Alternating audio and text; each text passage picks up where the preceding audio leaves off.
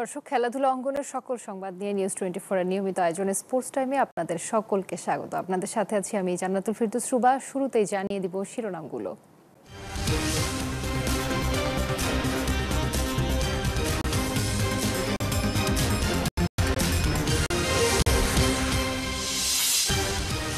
Champions ট্রফির দ্বিতীয় semifinal বেলা ৩টায়। ত্রিদেশীয় সিরিজের পর ফের মুখোমুখি নিউজিল্যান্ড ও দক্ষিণ আফ্রিকা।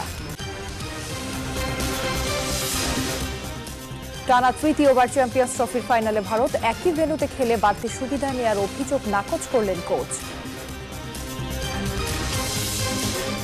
এবং চ্যাম্পিয়ন্স লিগের মাদ্রিদ ডার্বিতে অ্যাটলেটিকোকে ২-১ ব্যবধানে হারালো রিয়াল। অন্য ম্যাচে প্রতিপক্ষের মাঠে ৭ গোলের রেকর্ড আর্সেনালের।